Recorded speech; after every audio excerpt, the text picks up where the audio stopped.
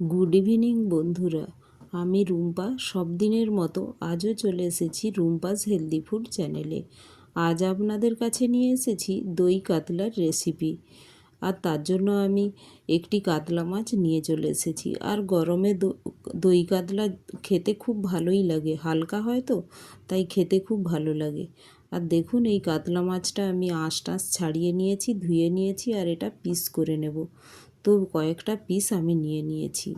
এটা এখন লবণ হলুদ মাখিয়ে নেব। তো দিয়ে দিলাম লবণ আর দিয়ে দেব পরিমাণ মতো হলুদ, দিয়ে এটা মেখে নেব। এবার এখন পিসগুলো আমি একটি কড়াইয়ের মধ্যে আমি ভেজে নেব। তো ইন্ডাকশানে আমি বানাচ্ছি, তাই এই ইন্ডাকশানে কড়াই বসিয়ে দিলাম। আর তেল গরম হয়ে গিয়েছে, তো এক এক করে আমি পিসগুলো দিয়ে ভেজে নিলাম। তো উল্টে দিয়ে এলাম। আর এখন দেখুন ভাজা হয়ে গিয়েছে। তো একটি পাত্রে আমি এগুলো তুলে নিচ্ছি। আর দই কাতলা বানানোর জন্য আমার কিছুটা মশলা নিয়েছি কিশমিশ, কাজু, চারমগজ, পানমৌরি আর পোস্ত।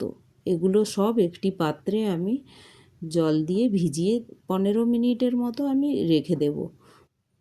15 মিনিট পরে এটা আমি ফাইন পেস্ট করে নেব। আর আমি যেই পাত্রে মাছ ভেজেছিলাম ওই কড়াইয়ের মধ্যেই তেলে দিয়ে দিলাম, ফোড়নে দিয়ে দিলাম তেজপাতা, লঙ্কা, এলাচ, লবঙ্গ, দারচিনি, দিয়ে তার মধ্যে দিয়ে দিলাম একটি পেঁয়াজ কুচি। এটা নাড়াচাড়া করে আমি একটু ঢেকে দেব। ঢেকে দিলে তাড়াতাড়ি কুক হয়ে যায়। আর ইন্ডাকশানে করছি তো আমি 100 ডিগ্রি টেম্পারেচারে করছি, যাতে মশলাটা পুড়ে না যায়। এখন এর মধ্যে দিয়ে দিলাম 1 টিস্পুন রসুন আদা পেস্ট। আর দেখুন এগুলো খুব কম পরিমাণে দিয়েছি। এটা দিয়ে নাড়াচাড়া করে নিলাম। দিয়ে দিলাম পরিমাণ মতো হলুদ, দিয়ে দিলাম ধনে জিরে পাউডার, আর দিয়ে দেব পরিমাণ মতো লবণ, দিয়ে আমি এটা নাড়াচাড়া করে নেব। এটা নাড়াচাড়া করতে করতে একটু যখন ওই রসুন আদা পেস্টার স্মেলটা চলে যাবে, তখন এর মধ্যে দিয়ে দেব যে ফাইন পেস্ট করেছিলাম কাজু, চারমগজ, কিশমিশ, পোস্ত আর পানমৌরি, ওটা এর মধ্যে দিয়ে দিলাম। দিয়ে এটা আমি নাড়াচাড়া করে নেব। আর মশলা ধোয়া জলটাও এই সময় একটু দিয়ে দেব। যেহেতু বাদাম টাদাম আছে, তো একটু কম তেলে বানাচ্ছি, তাই এটা লেগে যাওয়ার থাকে, তাই এটা জল দিয়ে ভালো করে কষিয়ে নিচ্ছি। একটু এটা ঢেকে আমি কষতে দেব। তো এটা ঢেকে এটা কষতে দিলে তাড়াতাড়ি কষাও হয়ে যায় আর ফ্লেভারটাও ভালো আসে। তো দেখুন আমার প্রায় কষা হয়ে গিয়েছে। তো এই সময় এটা ভালো করে আমি নাড়াচাড়া করে এর মধ্যে আমি দিয়ে দেব টক দই। টক দইটা আমি ফেটে রেখেছি, দেখুন 1 বাটি টক দই দিয়ে দিলাম। ওটা স্মুথ করে ফেটে রেখেছি দেখুন। তো এটা দেওয়ার পরে আমি এটা ভালো করে মিশিয়ে নিচ্ছি।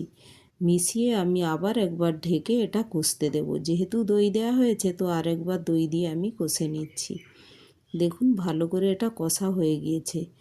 তো এটা নাড়াচাড়া করে এর মধ্যে আমি দিয়ে দেবো, যতটা আমি গ্রেভি রাখবো সেই পরিমাণ মতো আমি জলটা এর মধ্যে অ্যাড করে দেব। আমি নর্মাল টেম্পারের জলে ইউজ করলাম। তো এই মতো জল দিয়ে আরেকবার আমি ঢেকে দেব। এটা ফুটতে দেব। ফুটতে দেওয়া পর্যন্ত আমি ঢেকে ওয়েট করছিলাম। দেখুন এখন ফুটে গিয়েছে।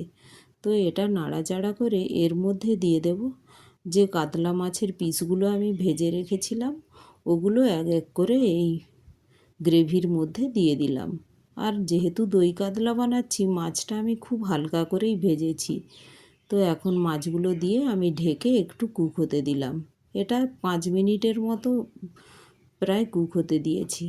তো এখন দেখুন গ্রেভিটা অনেকটা গাঢ়ও হয়ে গিয়েছে, আর মাছগুলো দেখুন কতটা সফট হয়ে গিয়েছে। তো এখন উপর থেকে দিয়ে দিলাম কাঁচা লঙ্কা, দিয়ে আমি ঢেকে এটা 2 মিনিট ওয়েট করব। তো এখন আমি ইন্ডাকশানটা বন্ধ করে দিলাম। তো এখন দেখুন একটু রেখেছিলাম, তো কালারটাও কত সুন্দর এসেছে আর স্মেলটাও খুব ভালো এসেছে। তো এইভাবে অবশ্যই একবার বানাবেন দই কাতলা। আর আমার রেসিপিগুলো যদি ভালো লাগে, একটি লাইক, শেয়ার ও সাবস্ক্রাইবও করে দেবেন। Thank you.